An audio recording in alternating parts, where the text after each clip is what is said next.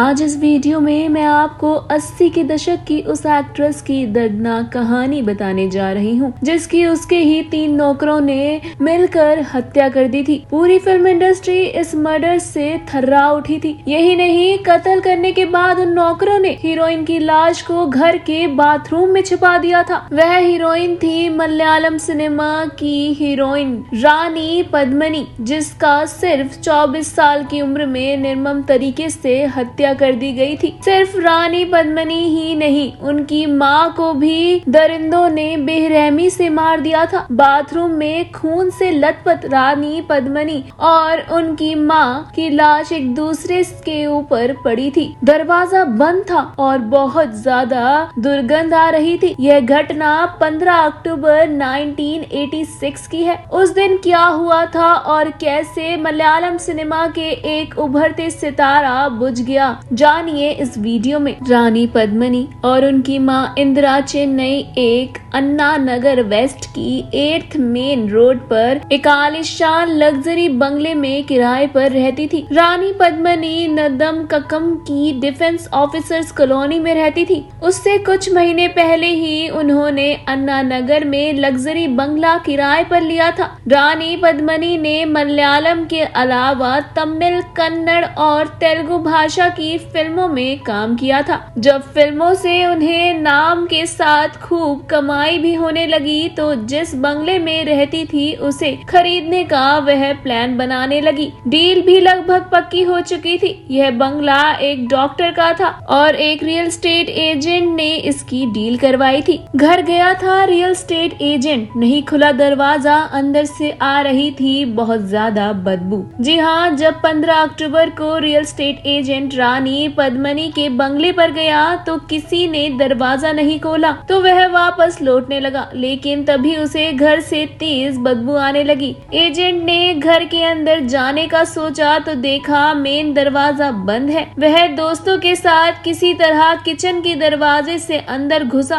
और मंजर देख उसके होश उड़ गए। सारा सामान और कमरे तहस नहस हो रखे थे। वह तुरंत भागकर त्रिमंगलम पुलिस स्टेशन गया और जानकारी दी। तुरंत ही पुलिस रानी पद्मिनी के बंगले पर पहुंची और जो देखा उसे पुलिस वालों की भी हालत खराब हो गई। बाथरूम में खून से लथपथ एक दूसरे के ऊपर थी माँ बेटी की लाश। जी हाँ, घर के बाथरूम से तेज बदबू आ रही थी। लग रहा था जैसे कुछ कोई दिनों से सड़ रहा हो। जब दरवाजा खोला तो अंदर रानी पद्मिनी और उनकी माँ की खून से लथपथ लाश एक के ऊपर एक पड़ी थी। वो बुरी तरह सड़ चुकी थी और बाहर निकालने की भी हालत में नहीं थी। वहाँ जो भी मौजूद था उसकी हालत खराब हो गई थी। द हिंदू की रिपोर्ट के मुताबिक पुलिस का कहना था कि हत्या 4 दिन पहले की गई थी, इसलिए बॉडी एकदम सड़ चुकी थी। लाशें इतनी खराब स्थिति में थी कि टीम बुलाकर पोस्टमार्टम भी बंगले में ही किया गया था। बाद में लाशों को पॉलिथीन में लपेटकर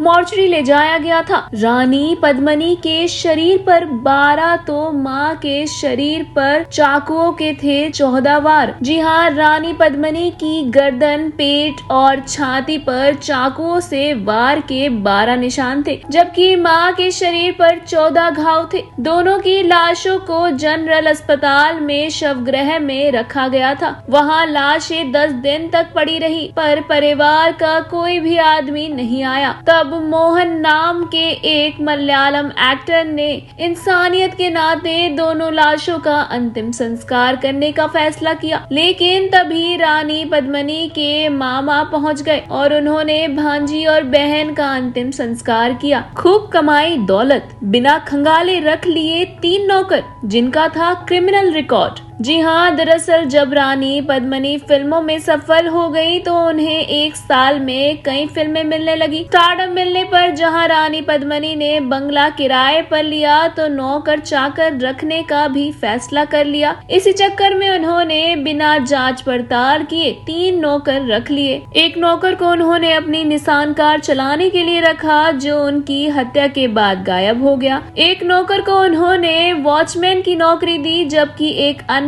को कुक के तौर पर रख लिया। लेकिन रानी पद्मिनी ये नहीं जानती थी कि जिसे उन्होंने नौकर बनाया है उनका पुराना क्रिमिनल रिकॉर्ड रहा है। जपराज नाम के जिस नौकर को उन्होंने कार का ड्राइवर रखा था वह क्रिमिनल था और गाड़ियों की चोरी के एक्सपर्ट था। वहीं जो नौकर वॉचमैन था वो उसी का दोस्त था। जपराज ने ही रानी पद्मिनी की हत्या के बाद उनकी कार चुरा ली थी। उस रात उठकर किचन में गई रानी पद्मिनी, तीनों नौकरों ने कर दी माँ बेटी की हत्या। जी हाँ, रानी पद्मिनी बंगले में राजसी ठाट बाट से रहती थी। घर में सिर्फ वह और उनकी माँ थी। ये तीनों नौकर हमेशा ही चोरी और जालसाजी के चाल बुनते रहते थे। बताया जाता है रानी पद्मिनी माँ के साथ रोजाना रात को शराब पीती थी। एक रात जब वह शराब पी रही थी तो कुछ सामान लेने किचन की ओर गई। तभी मौका देखकर ड्राइवर, कुक और वॉचमैन कमरे में घुसे और पद्मिनी की माँ को चाकुओं से गोद डाला। उन्होंने 14 वार किए। माँ की चीख सुनकर रानी पद्मिनी कमरे की ओर भागी तो तीनों ने मिलकर उन पर चाकुओं से लगातार 12 वार किए और मार डाला। घर का पूरा फर्श खून से भर गया। दोनों को मारने के बाद वॉचमैन, कुक और ड्राइवर लाखों रुपए की नकदी, जेवर और निशान कार चुराकर वहां से फरार हो गए।